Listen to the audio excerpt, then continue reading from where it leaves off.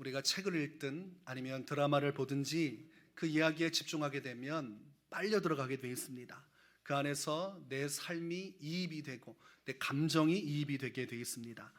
그러면서 주인공이 어떤 큰 환난을 당하게 되면 그것으로 인해서 내 스스로가 함께 억울해하고 분통을 느끼는 그런 심리 상태를 가지게 됩니다. 제가 읽었던 소설 중에 몬테크리스토 백작이라는 책을 볼 때 제가 그러했습니다.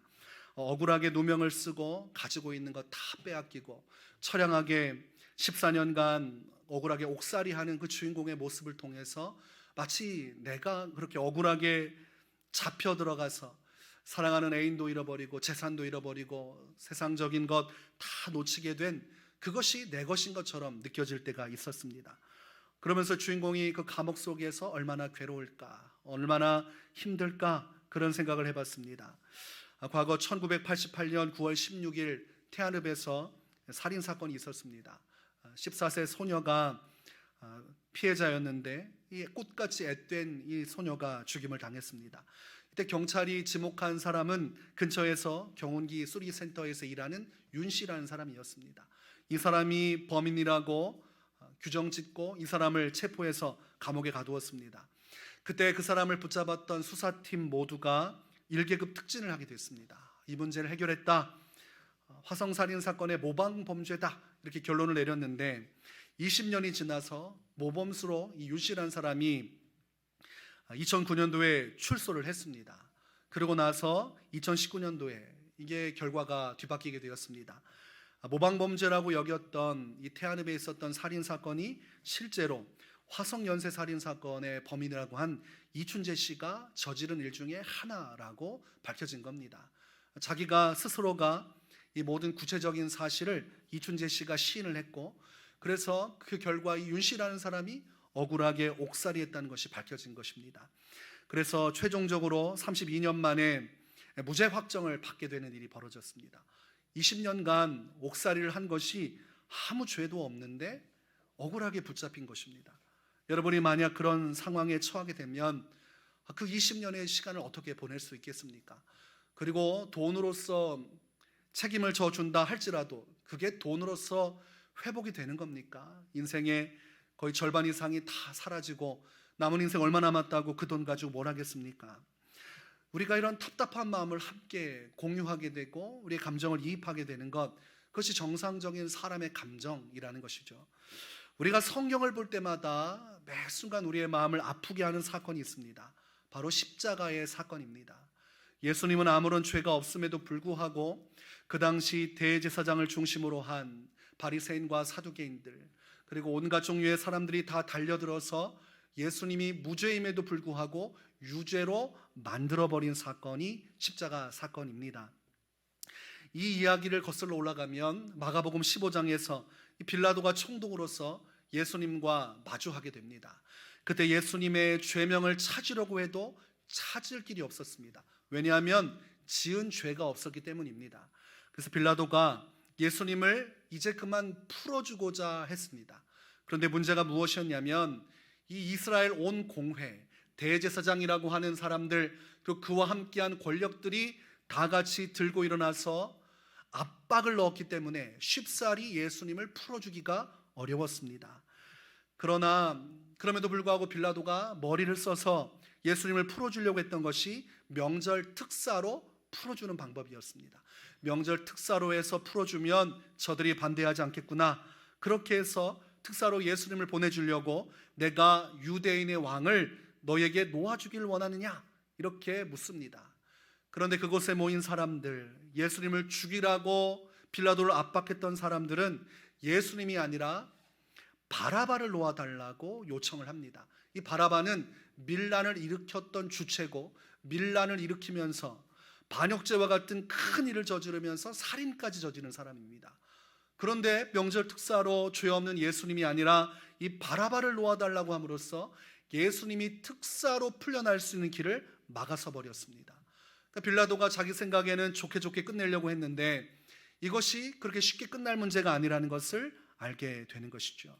이 사람들이 예수님을 죽이고 이 바라바를 살려달라고 하는 그 뒷면에는 대제사장들이 뒤에서 조종하는 것이 있었습니다. 마가복음 15장 11절에 대제사장들이 무리를 충동하여 도리어 바라바를 놓아달라 하게 하니, 충동이란 말을 다른 성경 버전에서는 선동하여라고 되어 있습니다. 사람들 틈에 숨어서 뒤에서 사람들을 조종하는 거예요. 예수를 죽여야 된다. 예수를 죽이지 않으면 율법이 훼손되고 하나님의 영광이 가려지고 지금까지 우리가 지켰던 하나님의 신앙이 붕괴되니 저 이단자를 죽여야만 한다고 뒤에서 계속해서 사람들을 흔든 것입니다. 그랬더니 이게 커지고 커져서 온통 사람들이 예수를 죽여달라고 말합니다. 그를 십자가에 못 박으소서. 여러분, 빌라도는 이런 경우에 선택을 해야만 하는 것입니다.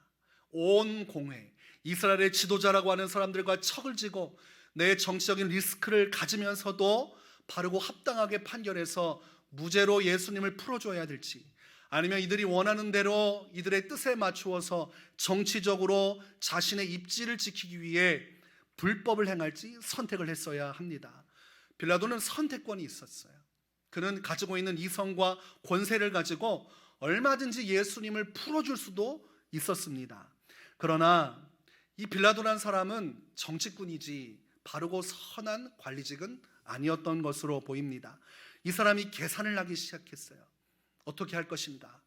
예수를 풀어주는 것이 좋은가, 풀어주지 않는 것이 좋은가? 근데 분위기를 보니까 예수님을 죽여도 누구 하나 자기한테 들고 일어설 사람은 보이지가 않았습니다. 모든 사람들이 다 예수를 죽이라고 하니 자기만 눈 한번 깜빡하고 그저 모른 척하고 예수를 내주면 자기도 좋고 모인 사람도 좋고, 그리고 이 문제가 잘 해결될 것으로 보인 것입니다. 그래서 정의와 공의는 내려두고 현실적으로 자기 정치를 위해 한 번 더 밀란이 일어나면 빌라도는 끝장입니다. 이미 두 번이나 밀란이 일어나서 한 번 더 밀란이 일어나면 빌라도는 즉시 정치적으로 끝나는 이 상황 속에서 자기 사는 길을 위해 예수님을 그들에게 내어준 것이 이 십자가 사건입니다. 교묘한 정치적인 정치꾼들, 그리고 하나님을 믿는다고 말하면서도 위선과 교만으로 가득한 종교 지도자들의 합작이 바로 이 십자가 사건입니다. 그래서 사도신경을 보면 항상 기록되어 있는 것이 본디오 빌라도에게 고난을 받으사 또는 고난을 받아 라고 표현합니다. 어떤 사람들은 아니 본디오 빌라도가 무슨 잘못이 있는가, 그것을 요구한 사람들의 잘못이 아닌가라고 말하지만, 여러분, 본디오 빌라도가 선택한 것이 하나님 앞에서 정의와 공의를 지키지 못하고 자신이 마땅히 해야 할 일을 저버린 것입니다. 이 본디오 빌라도가 최종적인 판결을 내렸고, 또 예수님을 팔아넘긴 사람이 또 하나 있었죠. 가룟 유다가 있었습니다. 예수님과 3년간 공생애를 하면서 같이 울고 웃으면서 먹고 마시면서 예수님이 파송할 때 동네마다 나가서 귀신들이 쫓겨나가는 것도 보고 병든 자가 치유되는 것도 보았고 오병이어의 기적이 일어나는 사건 속에서도 그것을 보았던 사람이 가룟 유다였습니다. 그러나 그는 가지고 있는 자신의 정치색을 벗어버리지 못하고 로마로부터 자신들을 해방시켜주지 않는 예수님에 대한 원망들, 그리고 불만을 가지고 결국은 예수님을 고발하고 은하 30냥에 팔아 넘겼습니다.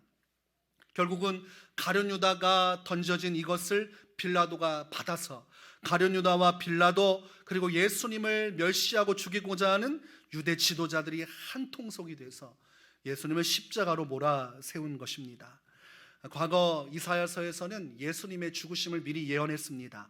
이사야서 53장 7절에 그가 곤욕을 당하여 괴로울 때에도 그의 입을 열지 아니하였으며 마치 도수장으로 끌려가는 어린 양과 털 깎는 자 앞에서 잠잠한 양같이 그의 입을 열지 아니하였도다. 예수님께서 아무런 반응도 하지 않고 지금 죽음의 길로 가고 있는, 양을 죽이기 위해 도살장으로 끌려가고 있는 상황에서도 양이 침묵하듯이 예수님이 침묵하셨노라고 이사야 선지자가 메시아가 장차당할 고난과 죽음을 예언했습니다. 예수님께서 이 땅에 오셨는데 처참하게 죽임을 당하신 사건이 십자가 사건이요, 자신을 분명히 대변할 수 있고 나는 무죄하다고 이야기할 수 있음에도 그저 죽을 수밖에 없는 상황을 수용하시고 말없이 죽으신 그 사건에 대해서 이사야 53장 4절과 5절은 이렇게 설명을 합니다. 그는 실로 우리의 질고를 지고 우리의 슬픔을 당하였거늘 우리는 생각하기를 그는 징벌을 받아 하나님께 맞으며 고난을 당한다 하였노라. 그가 찔림은 우리의 허물 때문이요 그가 상함은 우리의 죄악 때문이라. 그가 징계를 받음으로 우리는 평화를 누리고 그가 채찍에 맞음으로 우리는 나음을 받았도다. 예수님께서 잠잠하셨던 이유, 예수님께서 십자가에서 죽으시면서까지 항거하지 않고 그 죽음을 순순히 받아들인 이유는 한 가지입니다. 우리 때문이라고 성경은 말씀합니다. 그가 찔린 것은 우리의 허물 때문이고 그가 상한 것은 우리의 죄악 때문이라. 그가 채찍질 당하고 창에 허리가 꿰이고 온몸에 피와 물을 쏟으면서 죽은 이유가 그 징계가 그 자신의 죄 때문이 아니라 우리의 죄 때문이라고 성경은 말씀을 하고 있는 것입니다. 말없이 예수님은 사람들이 자기를 어떻게 죽이려고 하는지도 알면서도 그 길을 걸어가신 거예요. 마가복음 9장 31절에 예수님께서 제자들에게 이런 가르침을 주십니다. 이는 제자들을 가르치시며 또 인자가 사람들의 손에 넘겨져 죽임을 당하고 죽은 지 3일 만에 살아나리라는 것을 말씀하셨기 때문이더라. 예수님은 십자가에서 죽기 이전부터, 훨씬 전부터 제자들에게 자신이 죽을 것을 미리 예견해 주셨습니다. 즉 뻔히 죽을 것을 알면서도 하루하루 주어진 삶에 최선을 다하셨습니다. 제자들을 내던지고 이 죽음의 공포 속에서 벌벌 떨면서 우울증과 불안증에 시달리지 않고 그 죽음을 정면으로 바라보시면서 끝까지 제자들을 사랑하셨고, 수많은 사람들, 목자 없는 양과 같은 이스라엘 백성들을 바라보면서 그들을 마음에 품으시고 그들을 끝까지 고쳐주시고 살펴주시고 하나님 나라 천국 복음을 전해주신 분이 예수님이십니다. 얼마나 그 짐이 무거웠겠습니까? 죽을 줄 알면서 그 길을 걷는다는 것이 여러분 얼마나 큰 무거움인지 우리가 어찌 상상이나 할 수 있겠습니까? 우리가 인생을 살면서 우리의 목숨을 살려준 사람이 있으면 그 사람에게 평생 은인이라고 합니다. 죽을 때까지 잊지 않겠습니다. 가슴 속에 새기는 것이죠. 예수님께서 십자가를 지신 이유는 한 가지, 우리를 살리기 위함이니 우리가 오늘날 우리의 삶의 언어로 따지면 은인인 것입니다. 예수님은 우리의 영혼과 영원한 생명을 위해 대신 죽어주신 은인입니다. 여러분, 우리가 살면서 은인의 가치와 고마움을 잊어버리면 사람도 아니라고 말합니다. 어떻게 그렇게 배신하고 버릴 수 있습니까? 우리도 은혜를 받았으면 은혜를 갚는 것이 인지상정이지요. 예수님이 우리를 위해서 죽으실 것 뻔히 알고 그 고통 속에 들어가 십자가에서 다 내어주셨다면 우리는 그 은혜를 기억해야 되고 마땅히 그 은혜를 갚도록 최선을 다하는 삶을 살아가는 것이 인간적 도리로도 맞는 것이요, 영적인 진리 앞에서도 옳은 판단이라고 할 수가 있겠습니다. 그러나 여러분, 우리가 예수님의 십자가를 바라볼 때 단순히 처참함, 슬픔, 괴로움, 억울함이란 단어로 정리해서는 안 됩니다. 하나님은 우리에게 십자가를 그렇게 정리하라고 말씀하지 않으십니다. 본문 19절에서 이렇게 말씀합니다. 부당하게 고난을 받아도 하나님을 생각함으로 슬픔을 참으면 이는 아름다우나 라고 되어 있습니다. 하나님께서 예수님을 바라보시는 시각이 무엇입니까? 부당한 고난을 당하고 억울한 죽임을 당하면서도 하나님을 위해서 끝까지 인내하신 그 모습을 보시면서 주님은 아름답다라고 말씀하심을 우리가 믿어야 됩니다. 하나님은 예수님의 죽으심을 보면서 끝없이 그 아름다움을 보셨습니다. 나의 하나님 어찌하여 나를 버리십니까? 고통 속에서도 몸부림치면서 하나님의 의를 이루기 위해서 세상의 구원의 문을 열어주기 위해 벌벌 떨면서 죽어가는 예수님을 보면서 주님은 그것을 보시며 큰 영광을 받으시고 그 애처로운 모습을 주님은 아름답다라고 말씀하십니다.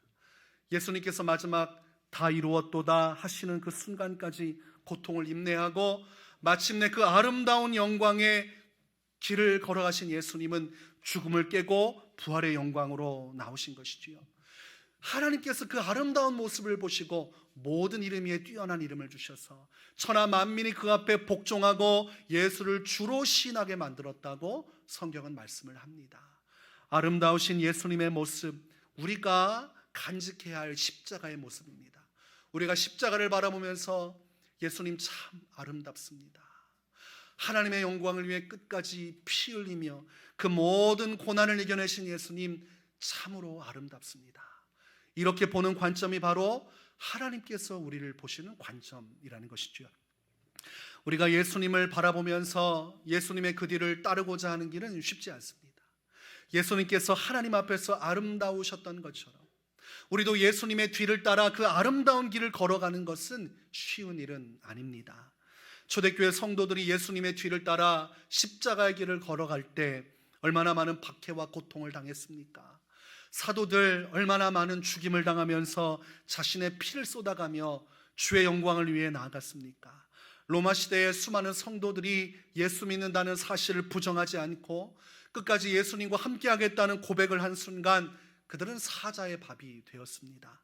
일제강점기에 예수 신앙으로 천황에게 숭배하지 않고 무릎 꿇지 않겠다는 그 신앙 고백으로 얼마나 많은 성도들이 탄압을 받고 교회들이 폐쇄되면서 고통을 당했습니까? 예수님의 뒤를 따라 우리 하나님의 뜻을 따라 살아가는 길은 그리 쉬운 길은 아닙니다. 예수님께서 걸어가신 길을 따라가는 것은 너무나 어려운 것입니다. 그러나 마가복음 8장 34절에서 예수님은 무리와 제자들을 불러 이르시되 누구든지 나를 따라오려거든 자기를 부인하고 자기 십자가를 지고 나를 따를 것이니라. 여러분, 이 말씀은 우리가 부정할 수 있는 말씀이 아닙니다. 많은 사람들이 이 말씀만 다가오면 자꾸 빨리 넘어가려고 그럽니다. 예수님의 십자가 사건에 대해서 감동도 받지만 그 말씀이 거기서 끝나면 참 좋겠다는 생각을 하는 것이죠. 이 땅에서 나도 예수 믿고 복 좀 받고 잘 행복하게 살았으면 좋겠다, 이렇게 결론 내리고 싶지만 예수님은 우리에게 부정할 수 없는 말씀을 하셨어요. 내가 십자가를 지고 하나님의 뜻을 위해 걸어간 것처럼 너희도 나의 뒤를 따라 너희 각자의 십자가를 지고 따라오는 자가 내게 합당한 자라고 말씀하신 것입니다. 여러분이 지금 삶 속에 십자가를 지고 따르지 않으면 우리는 예수님과 아무런 상관이 없는 사람입니다. 예수님 믿고 나서 한 번도 고난받은 적도 없고 예수님 때문에 모욕 한 번 받은 적이 없는 사람은 자신을 다시 한 번 더 돌아봐야 됩니다. 예수님을 따르는 길은 넓은 길과 좁은 길이 있어요. 예수님을 믿는다고 하면서도 넓은 길로 갈 수가 있습니다. 또는 좁은 길로 갈 수도 있어요. 예수님께서도 십자가를 지시는 그 길이 두 갈래 길이었습니다. 십자가를 지지 않고 자신의 생명을 보존하는 길이 있었고, 십자가를 지면서 죽기까지 주의 말씀에 순종하는 길이 있었습니다. 그 말씀 거부하고 자신의 뜻대로 할 수 있는 선택권이 예수님께 있었다고 예수님은 말씀을 하십니다. 요한복음 10장 17절에서 18절에 이렇게 선언을 하십니다. 내가 내 목숨을 버리는 것은 그것을 내가 다시 얻기 위함이니 이로 말미암아 아버지께서 나를 사랑하시느니라. 이를 내게서 빼앗는 자가 있는 것이 아니라 내가 스스로 버리노라. 나는 버릴 권세도 있고 다시 얻을 권세도 있으니 이 계명은 내 아버지에게서 받았노라 하시니라. 하나님 아버지도 허락하셨고 아들 예수님도 알고 계신 한 가지 사건은 십자가를 예수님이 거절할 수 있는 권세가 있었다는 것입니다. 하나님께서 말씀하셨음에도 불구하고 예수님이 그것을 거절할 수 있음을 하나님 아버지도 아셨고 예수님 스스로도 아셨다는 거예요. 그러니까 누구도 십자가를 지지 않겠다고 결정하시는 예수님을 막을 수 있는 자가 없었다고 말씀하시는 겁니다. 내가 스스로 걸어가는 길, 예수님은 그렇게 십자가의 길을 선택해 주셨습니다. 우리의 인생도 매 순간이 선택입니다. 내가 예수님을 믿고 나서 편하고 좋은 길을 따라 내 유익을 따라 신앙생활하면서 살아갈 것인가, 아니면 예수님처럼 스스로 선택하여서 고통의 길, 나를 힘겹게 하는 길, 십자가에서 피를 쏟는 것과 같은 억울하고 부당한 길, 그 길로 걸어갈 것인가. 우리는 선택을 해야 합니다. 여러분은 지금까지 수많은 선택을 하며 살아왔고 앞으로 여러분이 죽어 하나님 앞에 설 때까지 수많은 선택을 하게 될 것입니다. 그러나 주께서는 누구에게나 아름답다 말씀하지 않으신다는 사실을 알아야 됩니다. 하나님께서 아름답다고 인정하시는 신앙은 오직 예수님처럼 부당하고 억울해도 하나님의 뜻을 위해 순종하며 걸어가는 십자가의 길로 나아가는 성도의 삶입니다. 우리가 고통받고 고난받고 우리 주를 위해서 희생하고 헌신할 때 주님은 그 깊은 사랑을 받으시고 영광을 취하시는 것입니다.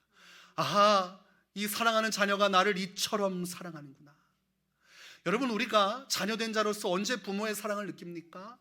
부모가 나 때문에 고통받고 고생하고 희생하고 괴로워함에도 불구하고 스스로 나를 사랑해서 나를 보듬어안아 함께할 때 자녀는 부모의 사랑을 깨닫는 것입니다. 마찬가지, 하나님께서 우리를 보시는 것도 마찬가지. 우리가 어떻게 희생하며 고난받으며 주를 섬기는지를 통해 주님도 그 모습을 통해 영광을 받으시는 것입니다. 여러분은 주님 앞에서 아름다운 신앙인입니까? 아니면 주님 보시기에 별 볼 일 없는 수많은 사람 중에 한 명처럼 세상을 향해, 나의 욕망을 향해서, 나의 성공을 향해 달려가는 그런 흔한 사람입니까? 십자가의 길을 걷는 자만이 하나님 앞에서 아름다운 사람인 것입니다. 그런 사람만이 주님의 제자라고 할 수가 있는 것입니다. 성경에서는 여인의 아름다움을 외모로 취하지 않습니다. 잠언 31장 30절에 고운 것도 거짓되고 아름다운 것도 헛되나 오직 여호와를 경외하는 자는 칭찬을 받을 것이라. 무슨 말입니까? 진정한 아름다움은 여호와를 경외하는 그 심령에 깃들여 있다는 것입니다. 하나님은 여러분의 외모를 보지 않습니다. 외모를 보고 구원을 베풀거나 외모를 보고 잘생긴 사람은 주께서 사랑하시거나 하지 않습니다. 추녀고 추남이고 몸에 장애가 있고 세상에서 가진 것 하나 없어도 그 심령이 하나님을 경외하여서 주님께서 말씀하신 바 예수님의 뒤를 따라 희생하고 순종하며 주님의 영광을 위해 살아가면 그 심령을 보시고 하나님은 아름답다라고 말씀하는 것입니다. 저는 제 인생이 하나님 앞에서 아름다운 인생이 되길 바랍니다. 또한 저는 여러분이 한평생 살면서 주님 앞에 아름답다고 평가받는 인생이기를 원합니다. 예수님 믿으면서 자꾸 세상으로 숨고 나의 유익을 추구하다 보면 어느덧 주님 앞에서 아름다운 모습이 훼손되기 시작하는 것이죠. 여러분, 하나님을 믿으면서 핍박을 못 받으면 이상한 것입니다. 예수님 잘 믿을수록 핍박은 오게 되어 있습니다. 그러나 타협을 하고 융통성을 발휘한다는 이유로 이리저리 사람들의 눈치를 따라 신앙생활하면 십자가의 길을 걷지도 못할 뿐더러 핍박받고 싶어도 핍박을 못 받습니다. 오늘날은 예수 믿고 핍박받으면 고지식하다고 이야기를 합니다. 그렇게 따지면 세례 요한도 고지식하고 예수님도 고지식하고 성경의 말씀을 믿고 고통받았던 초대교회 성도들도 고지식한 겁니다. 사회 규범과 진리를 따라 적당히 신앙생활하고 전도하지 말라고 하면 전도 쉬었다가 나중에 분위기 좋아질 때 친해져서 전도하면 되지 않겠는가? 오늘날 이것을 우리는 변질되었다라고 표현해야 됩니다. 지혜로운 것이 아니라 변질되었다. 변질된 세대의 사람들은 하나같이 합리화를 합니다. 내가 지혜로운 사람이요, 내가 종교적으로 세상 사람들에게 인정받는 누구보다도 참 지혜로운 신앙생활을 하고 있다고 착각을 하지만 주님은 그 사람을 보면서 안타까워하실 뿐입니다. 주님은 세상 사람들이 고지식하다고 말하는 그 사람을 통해서 영광을 받으시고 주님의 초점은 십자가를 지고 고통 속에 괴로움 속에 몸부림치면서도 어떻게 하면 주의 뜻을 이룰까 그 마음으로 살아가는 그 성도에게 집중하고 계십니다. 주님은 모든 사람을 다 향해서 바라보지 않아요. 하나님의 시선은 이 천하 만민 중에 누가 예수님의 길을 따라 그 십자가의 길을 걷고 있는지 그 사람을 주목하고 있는 것입니다. 여러분, 세상에서 고통받고 핍박받는 것은 자연스러운 것입니다. 내가 예수님을 사랑할수록 세상은 나를 미워하게 되어 있습니다. 이것이 영적인 원리입니다. 요한복음 15장 18절과 19절에 세상이 너희를 미워하면 너희보다 먼저 나를 미워한 줄을 알라. 너희가 세상에 속하였으면 세상이 자기의 것을 사랑할 것이나 너희는 세상에 속한 자가 아니요 도리어 내가 너희를 세상에서 택하였기 때문에 세상이 너희를 미워하느니라. 이것은 어떤 종교 지도자가 자기의 주관을 가지고 얘기한 것이 아니라 하나님의 아들이신 예수님께서 들려주신 말씀입니다. 세상이 너희를 미워할 것이다. 왜냐하면 내가 너희를 택했기 때문이다. 세상은 예수님을 싫어합니다. 빛으로 오셨지만 이 세상 어둠이 예수님을 받아들이지 아니하였다고 요한복음은 말씀합니다. 세상은, 이 사탄의 권세는, 예수를 믿지 않은 모든 문화와 모든 세력들은 예수 그리스도의 의를 이루는 것을 싫어합니다. 여러분, 이것이 영적인 진리입니다. 그래서 내가 예수님의 길을 따라 말씀대로 살려고 하면, 주님의 뜻대로 십자가 지려고 하면 세상이 미워합니다. 아니, 내가 예수 잘 믿겠다는데, 내가 내 삶 희생해서 주를 섬기겠다는데 세상은 가만히 내버려 두지 않는다는 것을 알아야 됩니다.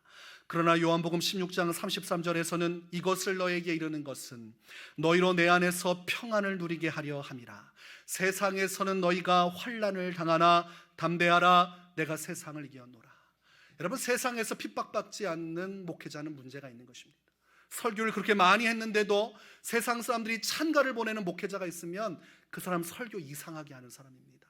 성경 말씀의 수많은 내용들은 세상 사람들이 싫어하는 내용을 담고 있습니다. 즉, 그 설교자는 세상 사람들이 듣고 싶지 않은 설교는 빼버리고 있다는 것을 말합니다. 설교를 제대로 하면, 이게 방송 타고 세상에 나가면 욕먹을 목회자들 굉장히 많습니다. 그러나 그것이 옳은 것입니다. 여러분, 하나님의 말씀을 있는 대로 전하면 사람들은 싫어해요. 예수 믿고 십자가 지고 주의 길을 따라야 제자요, 그 길을 따라가야 생명의 길이 열린다고 하면 사람들은 싫어합니다. 다만 예수님 영접하고 교회 좀 나오면, 그렇게 직분도 주고 그러다 보면 천국도 가게 된다고 하면 좋아해요. 세상에서 로또 맞은 것처럼 예수 믿으면 건강도 되고 부도 오고 하나님이 사랑하시니까 만사형통 된다고 하면 좋아합니다. 그러나 성경에서 주께서 말하시는 신앙의 궁극적인 모습은 그게 아닌 것입니다. 신앙이 성숙했는가? 진짜 하나님 보시기에 알곡신앙으로 바르게 서 있는가는 지금 십자가를 지고 살아가고 있는가를 통해서 판단되는 것입니다. 사회적으로 어떤 직위를 얻고 교회에서 어떤 직분을 가지고 있는다 할지라도, 세상 사람들에게 찬가를 받고 인정을 받는 사회적인 영향력을 미치는 사람이라 할지라도 예수님의 말씀 붙들고 그 십자가에 동참하지 않는 자는 하나님 나라에 합당하지 않은 자라고 성경은 말씀합니다. 그래서 신앙이 예수를 믿고 다시 한 번 더 하나님 앞에서 새롭게 태어나 예수 안에서 새 삶을 사는 그 목적지가 십자가로 끝나지 않으면 그 신앙은 지금 넓은 길로 가고 있는 것입니다. 넓은 길은 멸망이 기다리고 있는 길입니다. 그곳에서는 구원을 자신할 수 없습니다. 내가 아무리 자신하고 괜찮다 해도 넓은 길로 가면 절벽으로 떨어지게 되어 있습니다. 여러분, 절벽 앞에 서서 나는 괜찮다, 이 길로 가도 나는 절벽에 빠지지 않을 거야, 나는 확신해 하면서 그 절벽으로 걸어가 보십시오. 여러분, 어떻게 되겠습니까? 아무리 확신해도 절벽에 빠지는 것입니다. 신앙도 마찬가지. 내 주님께서 내게 주시는 사명, 성령께서 내게 말씀하시는 진리의 말씀을 붙들고 오늘도 세상 사람들이 나를 미워하고 사람들이 손가락질 하더라도 그 길을 걷는 자가 좁은 길로 가는 자요, 그 길 끝에는 생명의 문이 열려져 있습니다. 그때 주께서 우리를 기다리시며 그곳에서 말씀하시는 것입니다. 너의 인생은 아름다웠다. 사람들이 볼 때 우리를 추잡하다 말하고 어리석다 말하고 더럽다 말해도 예수님을 세상 사람들이 얼굴을 때리고 침을 뱉고 그 머리에 가시멸관을 씌우고 홍포를 입히고 조롱하고 침 뱉고 창으로 찔러도 사람들은 예수님을 바보 취급하고 멍청이 취급하고 자칭 유대인의 왕이라 비웃었지만 하나님은 예수님을 아름다워하셨으며 그를 가장 큰 영광의 주로 세워주셨음을 우리는 기억해야 됩니다. 똑같은 것입니다. 우리도 예수님의 길을 가면 침뱉음 당하고 무시당할 수 있지만 주께서 예수님처럼 우리를 아름답다 말씀하시며 하나님의 영광의 나라에서 가장 높은 자리로 올려주시는 것입니다. 여러분, 오늘날 우리가 이 위례세움교회를 세워나가면서 하나님의 일을 걸어갈 때 얼마나 많은 사람들이 뒤에서 수군수군 됩니까? 헛된 일을 하는 것이다, 헛된 일을 하는 것이다, 그런 얘기를 합니다. 여러분, 알고 계셔야 됩니다. 우리의 수고가 헛되다고 하는 사람들의 그 깊은 내막을 들어보면 한 가지예요. 우리가 헛된 것이 돼야 이 일에 참여하지 않은 사람들은 마음의 위로를 받게 됩니다. 하나님이 부르셨는데 그 말씀에 순종하지 않고 이 부르심을 이탈한 사람들은 이게 헛된 것이 돼야 자기가 올바른 선택을 한 사람이 되는 것입니다. 그래서 그렇게 얘기하는 거예요.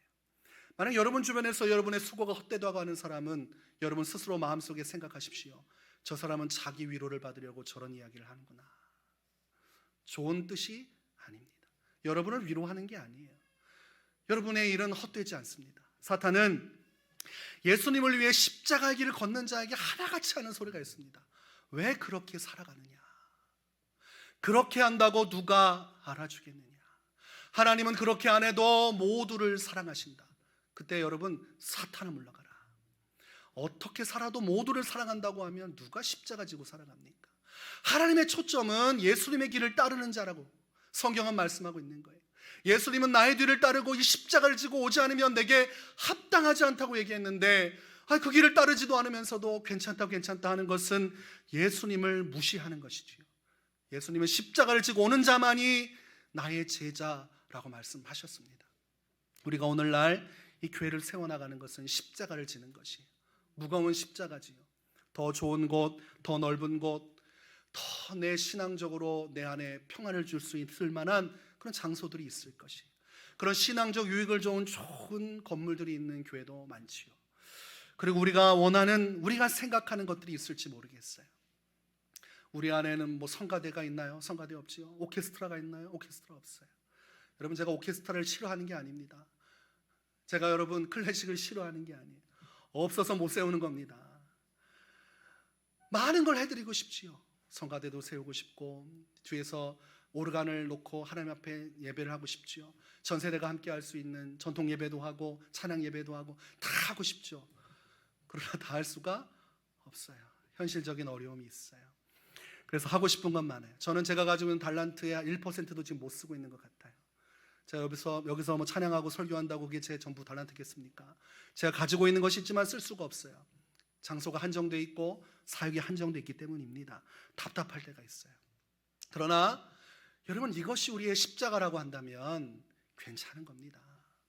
우리가 여기서 예배하는 것이 우리의 십자가라고 한다면 우리는 주님 앞에서 그것만으로 아름다운 사람들인 것입니다.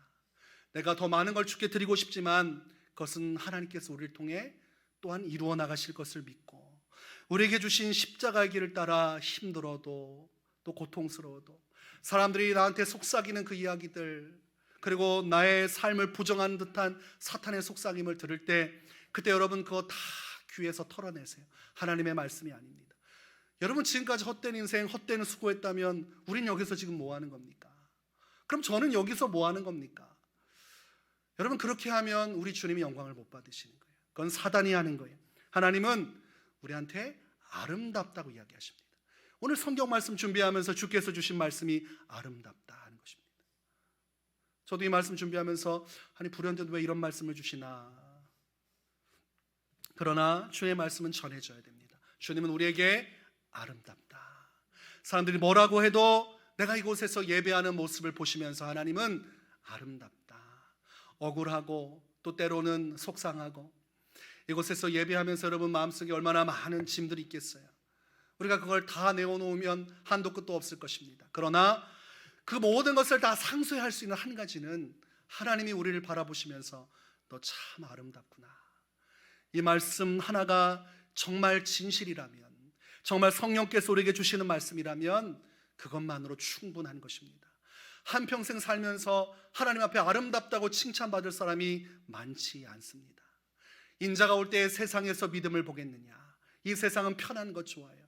이제 온라인 예배 열렸다고 아주 좋아라 하는 사람들이 있습니다. 주님이 기뻐하지 않습니다. 편한 것을 찾는 길은 결국은 멸망의 길입니다. 고단하고 힘들어도 내 육신을 이기고 주님께서 주실 수 있는 은혜를 사모하면서 내 인생을 투자해서 전도하고 주의 나라와 영광을 위해서 수고하는 자가 아름다운 것입니다. 아가서 2장 10절에서 14절 말씀은 이렇게 기록을 합니다. 나의 사랑하는 자가 내게 말하여 이르기를 나의 사랑 내 어여쁜 자야 일어나서 함께 가자. 겨울도 지나고 비도 그쳤고 지면에는 꽃이 피고 새가 노래할 때가 이르렀는데 비둘기의 소리가 우리 땅에 들리는구나. 무화과 나무에는 푸른 열매가 익었고 포도나무는 꽃을 피워 향기를 토하는구나. 나의 사랑 나의 어여쁜 자야 일어나서 함께 가자. 바위 틈 낭떠러지 은밀한 곳에 있는 나의 비둘기야 내가 내 얼굴을 보게 하라. 내 소리를 듣게 하라. 내 소리는 부드럽고 내 얼굴은 아름답구나. 오늘 주님이 우리에게 이렇게 말씀하시는 거예요. 함께 가자. 나의 사랑하는 자야, 부당하게 고난을 받고 억울하고 힘들어도 너의 사명 놓치지 말고 그 십자가 지고 나와 함께 가자. 본문 21절에 말씀합니다. 이를 위하여 너희가 부르심을 받았으니 그리스도도 너희를 위하여 고난을 당하사 너희에게 본을 끼쳐 그 자취를 따라오게 하려 하셨느니라. 그 자취를 따라오게 하셨느니라. 예수님이 가신 그 십자가의 길을 너희도 따라오게 하려고 친히 먼저 고난의 제물로 자신을 드리셨느니라. 우리도 예수님의 고난에 동참하여서 흔들림 없이 그 길을 걷기를 원합니다. 여러분, 절대로 잊지 마십시오. 우리의 수고는 헛되지 않으며 주님은 우리를 아름답다라고 말씀하십니다. 이 은혜가 여러분 가운데 흔들림 없이 함께 하시기를 주의 이름으로 축원합니다.